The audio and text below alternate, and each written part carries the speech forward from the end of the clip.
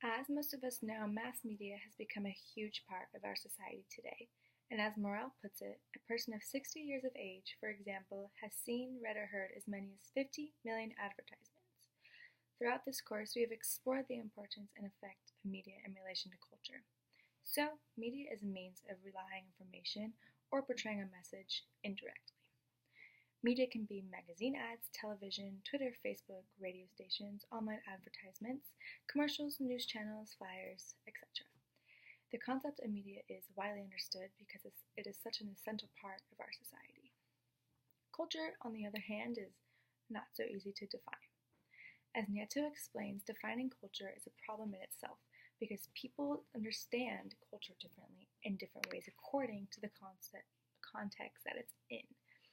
Culture can mean the traditions one celebrates within the family, in which case it is reduced to the food, dances, and holidays. Less often is culture thought of as the values one holds dear or the way one looks at and interacts with the world.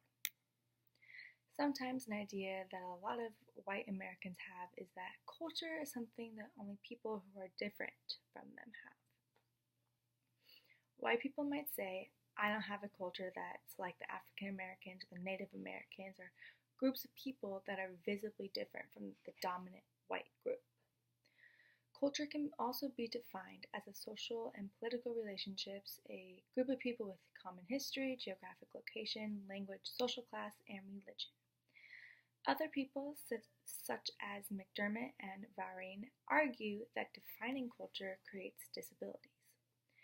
They mean that people are deemed disabled according to the nature of that culture, such as a blind man being disabled in a seeing culture but not being disabled in a community of all blind people. So it is obvious that culture can be a sticky situation when it comes to definition.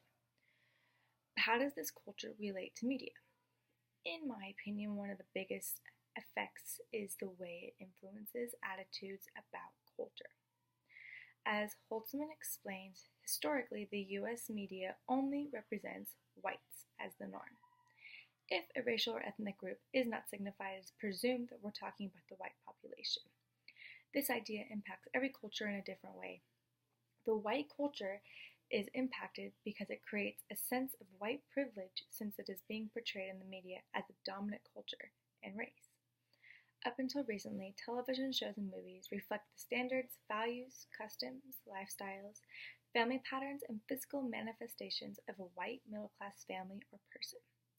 So, it is obvious how this kind of portrayal of a white person can relate to a heightened sense of ego, and in turn, we have the idea and mindsets of white privilege.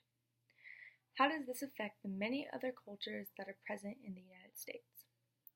The way media only represents one culture most of the time will make other cultures feel insignificant. Holtzman explains, Indians as well as other people of color are often portrayed in ways that emphasize the myth of white superiority.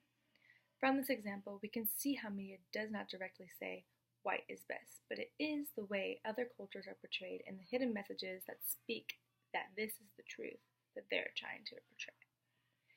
Even in today's popular media, it is most common to see the ideals of the white family being portrayed in commercials, ads, TV shows, etc. But recently, a lot of the norms are being challenged in society through means of the media. Blackish is a TV series that finally represents an all-black family in the media and portrays the norms that come with African American culture.